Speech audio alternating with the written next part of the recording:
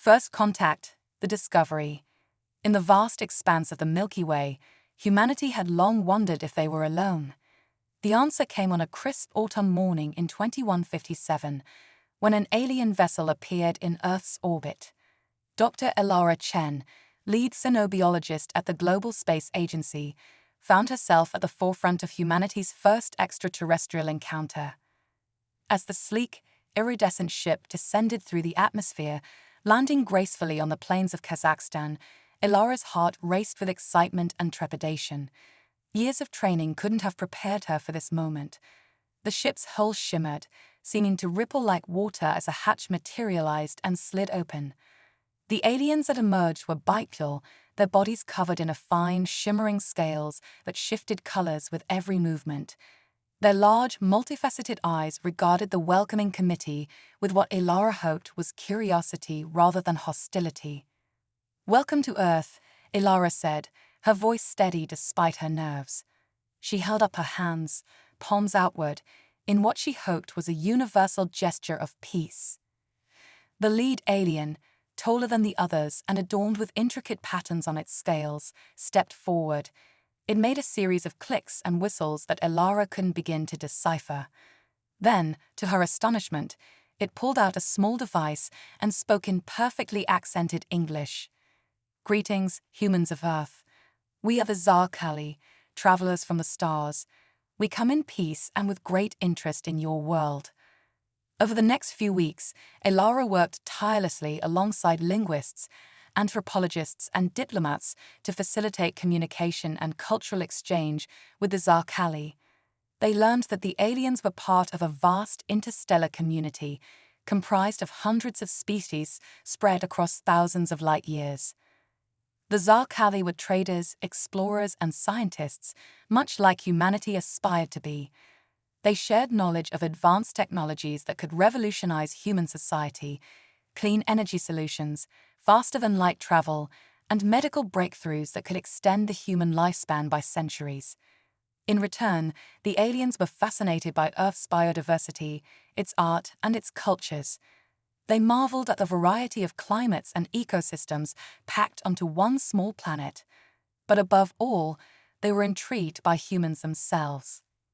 One day, during a routine medical examination, Elara noticed something odd.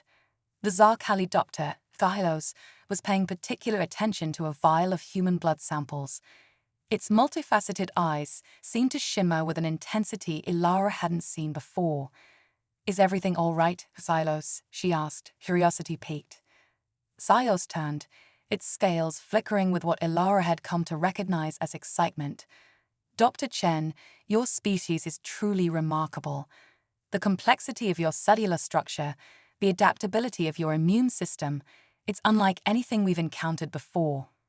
Elara smiled, pride swelling in her chest. "Thank you, Xylos. We've certainly evolved to survive in a wide range of conditions on Earth."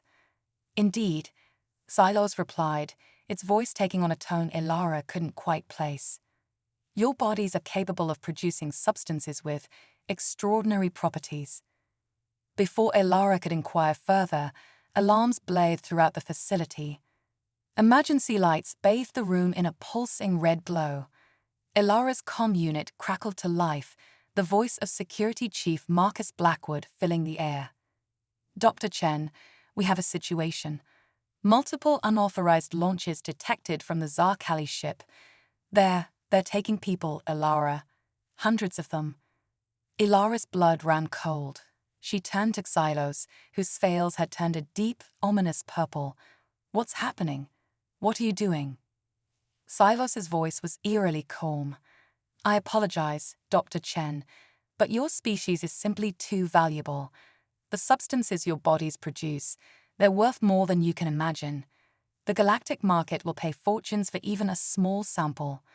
As the reality of the situation dawned on Elara, she felt a mix of horror and betrayal wash over her.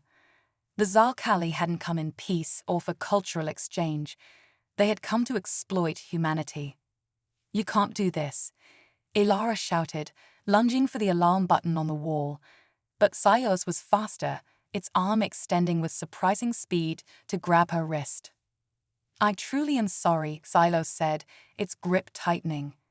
But the galaxy has a taste for human essence now, and the market always gets what it wants. As Ilara struggled against Xylos' grasp, she realized that humanity's first contact with alien life had turned into a nightmare. The age of innocence was over. From this moment on, Earth would have to fight not just for its place among the stars, but for the very freedom and dignity of its people. In the chaos that followed, as governments worldwide scrambled to respond to the alien abductions, Ilara knew that humanity faced its greatest challenge yet. They had dreamed of the stars for so long, but never imagined they might become the galaxy's most coveted commodity. As Xylos dragged her towards the launch bay, Ilara's mind raced. She had to find a way to warn the world, to fight back against this interstellar threat. Humanity had survived ice ages, plagues, and its own destructive tendencies. Surely, they could overcome this too. But as she saw hundreds of terrified humans being loaded onto alien crafts, Ilara realized that this battle would require every ounce of human ingenuity, courage, and resilience. The war for humanity's freedom in the galactic community had begun, and Earth was woefully unprepared. In the following days, as news of the abductions spread, panic gripped the planet. Governments united in unprecedented ways, pooling resources and knowledge to defend against further incursions. The Global Space Agency, once focused on exploration, now became the front line of Earth's defense. Ilara, having managed to escape during the chaos of the initial abductions, found herself at the center of humanity's efforts to understand and combat the alien threat. Her knowledge of Zarkali biology and technology, gained during those weeks of seeming cooperation, now became Earth's greatest asset. As she worked tirelessly with military strategists and scientists from around the world, Ilara couldn't help but feel a glimmer of hope. Yes, humanity had been caught off guard. Yes, they were facing a technologically superior foe. But if there was one thing humans excelled at, it was adapting and overcoming seemingly insurmountable odds. The first phase of humanity's response was defensive. Using reverse-engineered Zarkali technology, a global shield was erected to prevent further abductions. It wasn't perfect, but it bought them time. Next came the quest for allies. Surely, in a galaxy teeming with life, there had to be other species who opposed the exploitation of sentient beings. Ilara and her team worked on adapting the Zarkali's communication technology to send out a distress call to the stars. As the first part of this cosmic drama came to a close, Ilara stood at the window of the newly established Planetary Defense Headquarters, gazing up at the night sky. The stars, once a source of wonder and hope, now held a hint of menace. But as she watched, a shooting star streaked across the heavens. Ilara smiled. It was a reminder that even in the darkest of times, there was still beauty in the universe. And humanity, with its resilience, creativity, and unwavering spirit, would find a way to shine just as brightly. The battle for Earth's future had only just begun, but Ilara knew that humanity would face it head-on, just as they had faced every challenge in their tumultuous history. The galaxy may have awakened a sleeping giant, and Ilara couldn't help but feel a twinge of pity for those who had underestimated the human spirit. As she turned back to her work, Ilara felt a renewed sense of purpose. They had a long road ahead, but she was certain of one thing.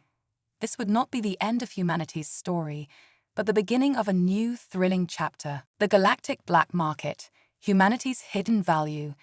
In the shadowy underbelly of the Galactic Confederation's bustling capital world, Nexus Prime, a hooded figure slipped through the crowded streets. This was Zara Novak, once a decorated Earth diplomat, now an undercover operative on a mission to unravel the dark secret behind humanity's newfound value in the cosmos. Zara's heart raced as she approached the Nebulous Edge, a notorious establishment known for its exotic wares and even more exotic clientele. As she entered, the cacophony of alien languages and the pungent aroma of interstellar spices assaulted her senses. "What's your poison, Earthling?" growled the bartender, a hulking Varaxian with 4 arms and bioluminescent skin. Information, Zara replied coolly, sliding a credit chip across the bar. About the human essence trade. The Varaxian's eyes narrowed. Dangerous waters you're treading, little one, but for the right price. He leaned in close, his voice barely a whisper. Seek the Crimson Syndicate. They control the flow of your kind's special sauce. Armed with this lead, Zara delved deeper into the criminal underworld of Nexus Prime. She discovered a shocking truth: human bodily fluids, particularly a compound found in human tears, had become the galaxy's most sought-after narcotic. Known on the streets as Terran tears or simply tea drops, this substance produced intense euphoria and heightened mental acuity in most alien species. But the effect was temporary, highly addictive, and required a constant supply.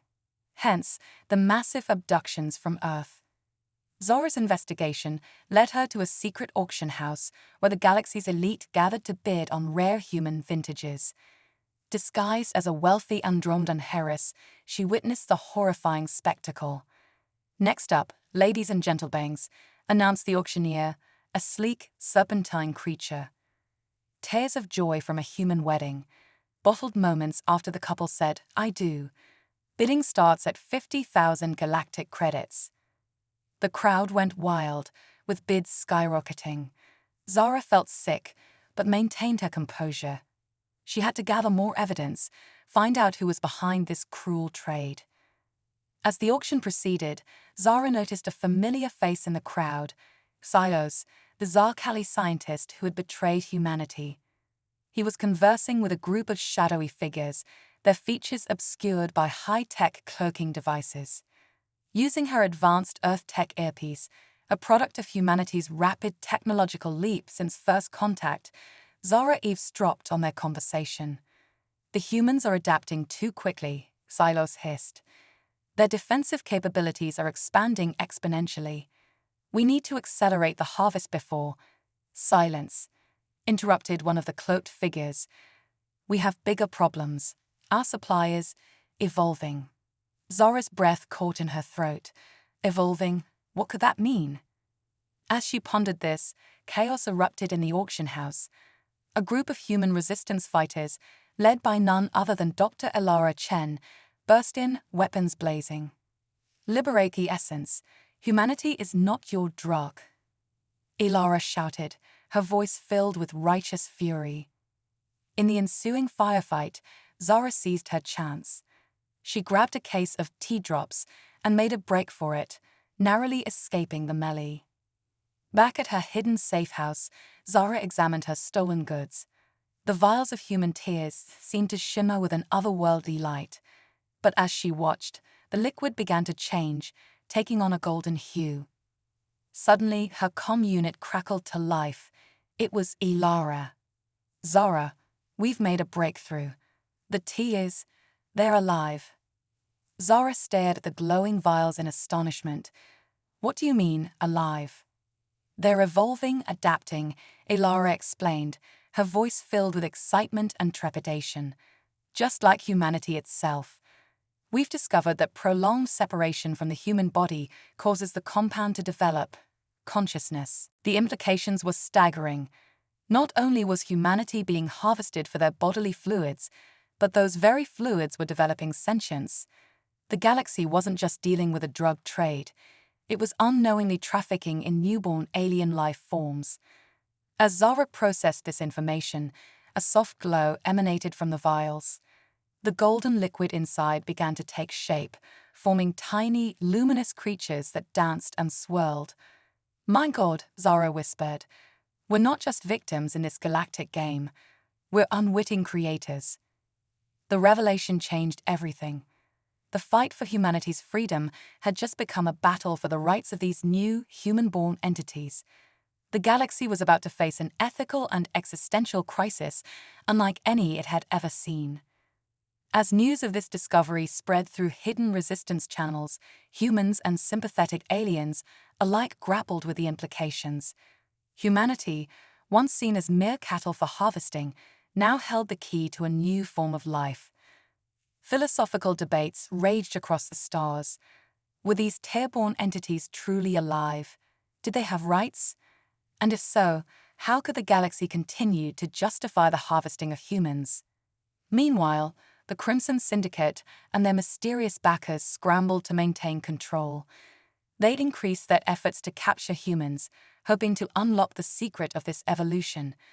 But they hadn't counted on the resilience and adaptability of both humanity and their Tearborn creations. Reports began to surface of harvested humans forming telepathic bonds with their offspring. Captive humans were no longer helpless victims. They were becoming conduits for a new, hybrid form of consciousness that spread through the galaxy like wildfire. Zara, now working closely with Ilara and the Resistance, found herself at the center of a cosmic revolution. Humans were no longer fighting just for their freedom, but for their place as progenitors of a new galactic order. As Part 2 drew to a close, Zara stood on the balcony of a rebel safehouse on Nexus Prime, cradling a vial of the evolving tears. The tiny, glowing entities inside seemed to reach out to her, forming patterns that hinted at vast, unknowable intelligence. "We came to the stars looking for new life," Zara mused, never imagining we'd create it from our very essence. As the twin suns of Nexus Prime set, casting the sky in a blaze of purple and gold, Zara felt a profound sense of hope.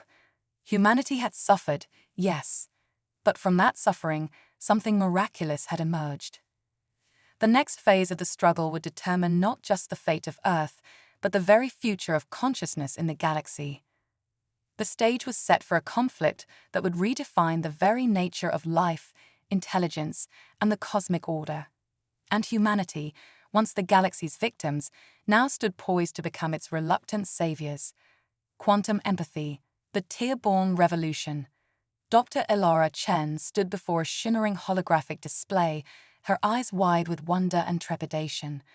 The lab around her hummed with activity as scientists from a dozen alien races worked alongside their human counterparts.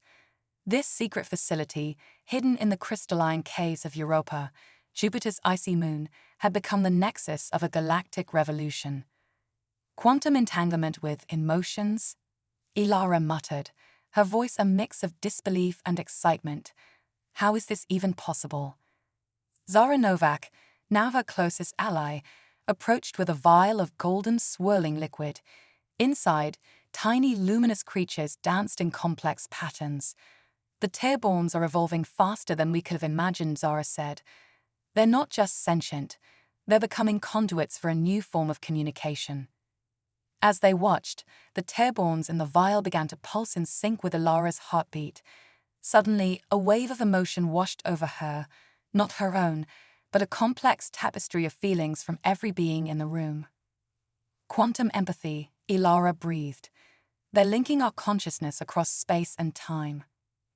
The implications were staggering. The Tearborns, born from human suffering, had developed the ability to connect minds across vast distances instantly. It wasn't just communication, it was a complete sharing of experiences, memories, and emotions. As news of this discovery spread through the hidden networks of the human resistance and their alien allies, the galaxy trembled on the brink of a paradigm shift. Meanwhile, in the opulent chambers of the Galactic Confederation's ruling council on Nexus Prime, panic was setting in. "The human essence trade must be stopped immediately," boomed Axalak, the Varaxian representative. "These Tearborns are a threat to the very fabric of our society." Sios, the Zarkali scientist who had first discovered the potential of human tears, cowered in the corner. We couldn't have known," he stammered. "The potential was always there, latent in their genetic code. We just awakened it." As the council devolved into chaos, a small vial of golden liquid sat unnoticed on a side table. Inside, Tearborns listened, learned, and planned. Back on Europa, Ilara and Zara made a startling breakthrough. By interfacing with the Tearborns, they could tap into a universe-spanning network of consciousness. Through this empathy net, they discovered pockets of resistance across the galaxy, other species who had been exploited, their essences harvested for the pleasure of the elite. "We're not alone," Zara said, her eyes glistening with tears of joy. "There's a whole alliance of outcasts and rebels out there, waiting to join our cause." But with this discovery came a chilling revelation. The Terborns showed them visions of a looming threat, an ancient parasitic race known as the Void Weavers, drawn to the galaxy by the sudden burst of psychic energy from the expanding empathy net. "They feed on consciousness itself," Ilara explained to an emergency meeting of resistance leaders, "and we just sent up a giant flare signaling an all-you-can-eat buffet." The resistance now faced a terrible choice: continue expanding the empathy net to unite the galaxy against oppression, or shut it down to hide from the approaching Void Weavers. It was a young Terborn, no larger than a raindrop, that provided the answer. Through a complex series of pulses and color changes, it communicated a daring plan. "They want us to weaponize empathy," Zara translated, her voice filled with awe. "To create an emotional shockwave so powerful it will overload the Void Weaver's psychic feeding apparatus." The plan was audacious, requiring the coordinated emotional outpouring of trillions of beings across the galaxy, but it was their only hope. As the resistance mobilized, spreading the plan through hidden channels and secret alliances, the Galactic Confederation fell into disarray. The empathy net had exposed the rot at the core of their society, the exploitation and suffering that fueled their decadent lifestyles. On millions of worlds, the oppressed rose up, guided by the Terborns and their human allies. The revolution was not fought with weapons, but with understanding, as the shared experiences of countless beings broke down barriers of hatred and fear. Ilara and Zara found themselves at the heart of this galactic awakening. Through the Terborns, they coordinated the largest act of mass civil disobedience in cosmic history. As the Void Weavers approached, their vast, shadow-like forms blotting out entire star systems, the galaxy held its breath. Trillions of beings, human and alien alike, joined minds through the empathy net. In a single synchronized moment, they released a tidal wave of emotion, all the joy, sorrow, love, and hope of countless civilizations, amplified and focused by the Terborns. The effect was cataclysmic. The Void Weavers, overwhelmed by the psychic onslaught, recoiled in agony. Their shadowy forms twisted and warped before collapsing in on themselves, banished back to the dark spaces between galaxies. As the psychic shockwave subsided, a stunned silence fell across the cosmos. Then gradually, a new sensation emerged through the empathy net, a collective sigh of relief, followed by a swell of joy and unity unlike anything the galaxy had ever experienced. In the aftermath, the old power structures crumbled. The Galactic Confederation was dissolved, replaced by a new alliance of free worlds. The human essence trade was outlawed, and Terborns were recognized as a new form of life, with rights and protections. Ilara and Zara stood on the observation deck of Harmony Station, a massive space habitat that now served as the headquarters for the Galactic Alliance of Free Peoples. Below them, Earth glowed blue and green, no longer a target for exploitation, but a beacon of hope. "We came so close to becoming the galaxy's cattle," Ilara mused, "but instead, we became its conscience." Zara nodded, gently stroking the Terborn that floated by her shoulder. "And in our darkest moment, we found our greatest strength, not in our tears, but in our capacity for empathy." As they watched, a fleet of starships winked into existence around Earth, allies and friends from across the cosmos, coming to celebrate humanity's newfound place in the galactic community. The age of exploitation was over. A new era of understanding, powered by quantum empathy and the indomitable human spirit, had begun. And somewhere in the vast expanse of space, the Terborns pulsed with joy, their golden light a testament to the power of consciousness to overcome even the darkest of fates. The Singularity Nexus, humanity's cosmic legacy. 5 years after the Void Weaver incident, humanity found itself at the center of a galactic renaissance. The Terborns, now officially recognized as a sapient species called empathians, had integrated into society across the cosmos. But Earth's greatest challenge and opportunity was yet to come. Dr. Ilara Chen stood before the United Galactic Assembly, her holographic form projected to thousands of worlds. Behind her loomed a massive structure, a gleaming dodecahedron that pulsed with otherworldly energy. Distinguished representatives, Ilara began, her voice resonating across the stars. I present to you Project Nexus, humanity's gift to the galaxy. The assembly buzzed with excitement and apprehension. Zara Novak, now Earth's ambassador to the UGA, leaned forward, her eyes gleaming. Project Nexus, Ilara continued, is a hyperdimensional quantum computer. It combines human ingenuity, empathy and consciousness, and technology from 100 worlds. Its purpose? To solve the unsolvable, to peer into the very fabric of reality itself. Murmurs rippled through the assembly. An Arcturian representative spoke up, the crystalline form shimmering. And what, precisely, does humanity hope to achieve with such power? Ilara smiled. Nothing less than unlocking the secrets of the universe. We stand on the brink of a technological singularity that could reshape reality as we know it. As Ilara delved into the technical specifics, Zara's mind wandered to the journey that had brought them here. The years of collaboration, the breakthroughs, the setbacks, and always at the heart of it all, the inexhaustible human spirit that had turned Earth from a target of exploitation into the galaxy's brightest beacon of hope. Suddenly, alarms blared across the assembly hall. Ilara's presentation flickered and died, replaced by a dire warning. Attention all SENTANTS. Next activation has TYGGLRED a tassating reality COLLAPSC. Estimated time to UNIVRSL heat death, 72 hours. Panic erupted across the galaxy, but on Earth, in the control room of Project Nexus, Ilara and her team sprung into action. It's not a collapse, Ilara muttered, her fingers flying over holographic controls. It's a metamorphosis. The universe is upgrading itself.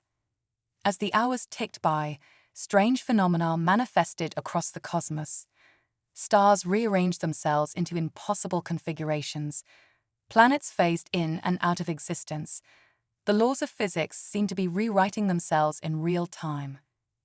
In the midst of the chaos, the empathenes made a startling discovery.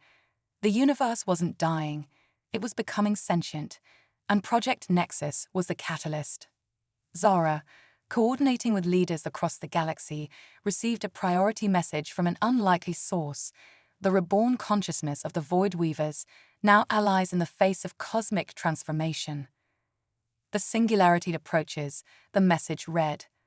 All of creation will be remade, but the new universe needs a template, a guiding consciousness to shape its fundamental nature. The implication was clear. Humanity, with its unique blend of emotion, reason, and adaptability, strengthened by its bond with the empathenes, was best suited to guide the rebirth of reality. But there was a catch. To serve as the template, a human consciousness would need to merge with Project Nexus, becoming one with the new, living universe. It would mean transcendence, but also the loss of individual identity. As volunteers stepped forward from across Earth, a familiar face emerged from the crowd. Silos, the former Zarkali scientist whose actions had once threatened humanity. Let me do this, Silos pleaded. Let me atone for my past sins by ensuring the new universe knows the best of what humanity has taught me: compassion, forgiveness, and the capacity for change. After much debate, Silos was chosen. As the final hours ticked away, the former villain stepped into the heart of Project Nexus. Energy crackled, reality twisted, and for a moment, all of creation held its breath. Then, in a burst of light that outshone galaxies, the universe was reborn. When the cosmic dust settled, the denizens of the galaxy found themselves in a transformed reality. The fundamental laws remained, But new dimensions of existence had opened up. Thought and emotion could reshape matter. Time flowed in multiple directions, and at the heart of it all was a cosmic consciousness that echoed with the best qualities of humanity. Alara and Zara stood on the observation deck of Earth's new orbital ring, gazing out at a sky alive with possibilities. "We did it," Zara breathed. "We saved the universe by becoming the universe." Alara nodded, a tear of joy and wonder sliding down her cheek. "And now every star, every planet, every atom sings with the essence of what it means to be human." As news spread across the reborn cosmos, a new era dawned. Humanity, once the galaxy's victims, then its saviors, had become its very foundation. The age of exploitation was gone, replaced by an epoch of endless discovery and growth.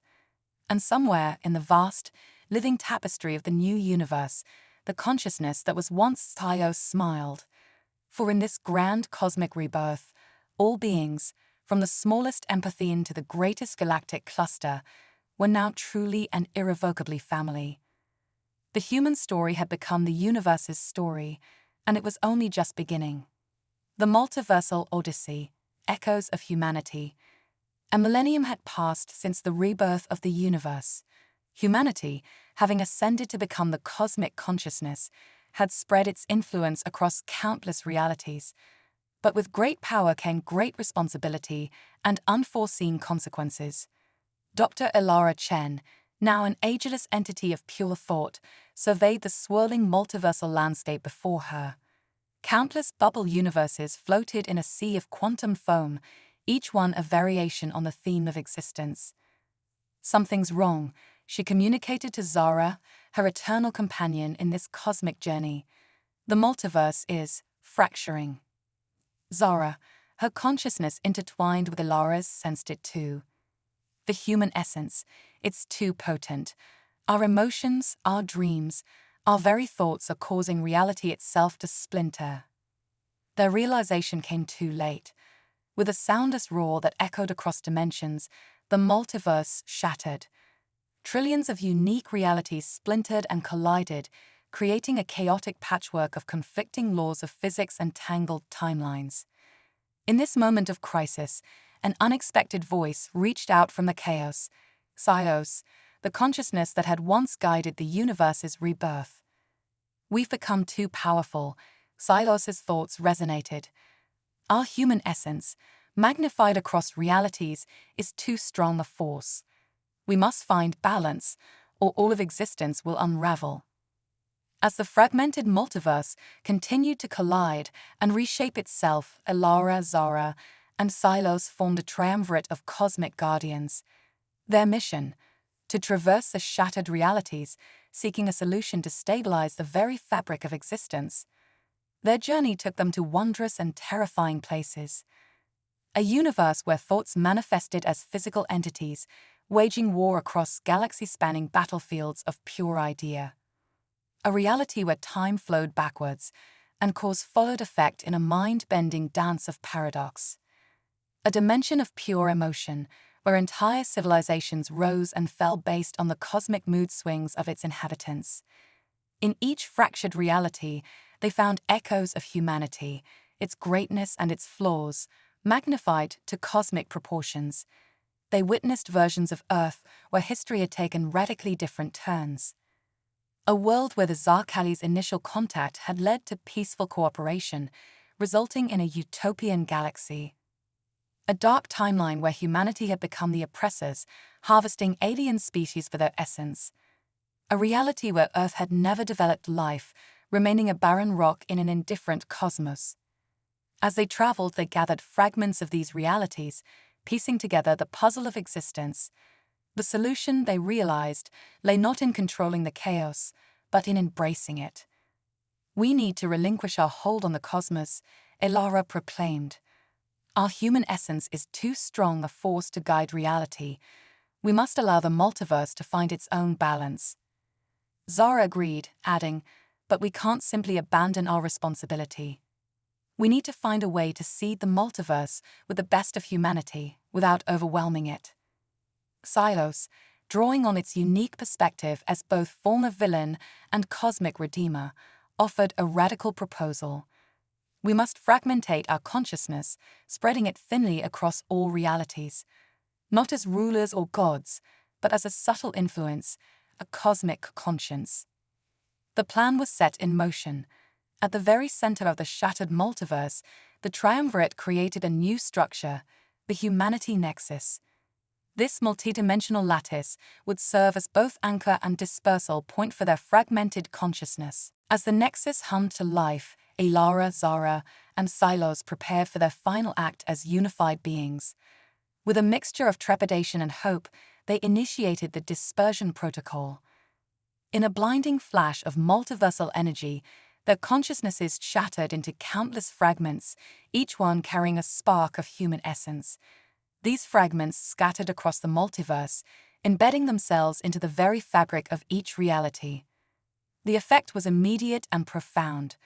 Across countless dimensions, beings of all forms and natures felt a subtle shift, a newfound capacity for empathy, creativity, and resilience.